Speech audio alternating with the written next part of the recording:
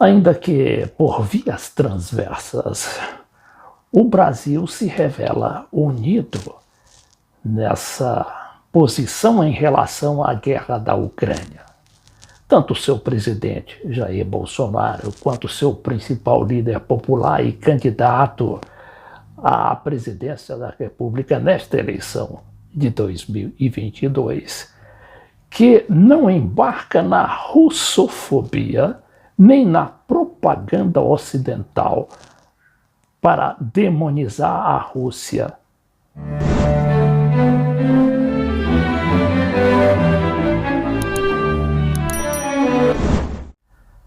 Nesta entrevista à revista Time, o ex-presidente Lula afirmou que tanto o atual presidente Putin quanto o presidente Zelensky são responsáveis pela guerra na Ucrânia. Mas o que diz Lula nessa entrevista? Ele diz que o presidente atual da Ucrânia, Volodymyr Zelensky, quis a guerra com a Rússia, que ocorre desde fevereiro em solo ucraniano e já deixou milhares de mortos. O petista pré-candidato à reeleição estampa a capa da publicação da revista Time de 23 de maio, que traz escrito o segundo ato de Lula. Ele, Zelensky, diz Lula, quis a guerra. Se ele não quisesse a guerra, ele teria negociado um pouco mais. É assim, eu fiz uma crítica ao Putin quando estava na cidade do México, dizendo que foi errado invadir aquele país, que é a Ucrânia. Mas eu acho que ninguém está procurando contribuir para ter a paz. As pessoas estão estimulando o ódio contra o Putin. Isso não vai resolver. É preciso estimular um acordo, mas há um estímulo ao confronto, disse o ex-presidente. Claro que o Lula vai levar muita paulada por causa dessa posição. Eu não diria pela mídia brasileira, mas pela mídia mundial, principalmente a mídia americana e a mídia europeia, que vai cair em cima dele, como a gente bem conhece, qualquer que seja a posição contrária ao establishment daquele chamado mundo ocidental, você paga muito caro. Então vejamos aqui, a declaração, segundo o Globo, foi feita em meio a perguntas sobre o que faria para se relacionar com diferentes chefes de Estado a partir de 2023, se eleito. Já que o Lula é pré-candidato a presidente, como a gente sabe. Uma vez que o mundo estaria hoje muito fragmentado diplomaticamente. E se o ex-presidente conversaria com Putin, mesmo após a invasão da Ucrânia? Lula respondeu que políticas colhem o que plantam. E que, se eu planto discórdia, vou colher desavenças. Eu não conheço o presidente da Ucrânia, disse ele.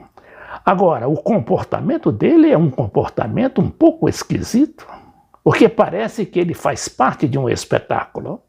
Ou seja, ele aparece na televisão de manhã, de tarde, de noite, aparece no parlamento inglês, no parlamento alemão, no parlamento francês, como se estivesse fazendo uma campanha. Era preciso que ele estivesse mais preocupado com a mesa de negociações. Aqui é a estampa da capa da revista Time, que circulou hoje. Lula disse não saber se conseguiria evitar o conflito, mas afirmou que, se fosse presidente do Brasil, teria telefonado para os presidentes dos Estados Unidos, da França, da Rússia e da Alemanha para tentar uma solução pacífica. Ele criticou Zelensky por não ter adiado a discussão sobre a entrada na OTAN, em meio à escalada das tensões entre os dois países. A gente sabe muito bem dessa posição em relação à entrada da Ucrânia na OTAN.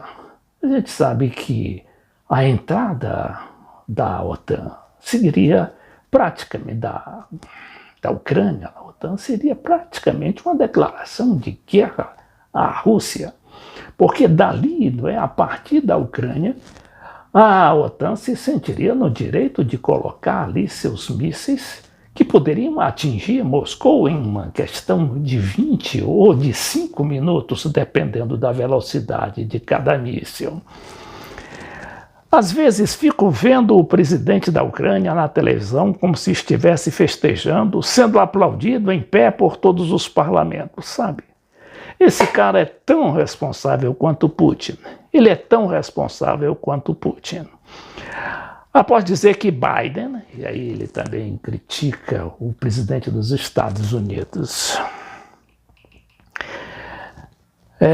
após dizer que Biden deveria ter se comprometido a não aceitar a Ucrânia na OTAN para evitar o início do conflito, Lula defendeu que o mundo precisa de uma nova governança e que criticou o que considera uma perda de representatividade da ONU hoje em dia. Ele diz que os chefes de Estado não respeitam mais a organização e que tomam decisões a despeito de seu Conselho de Segurança.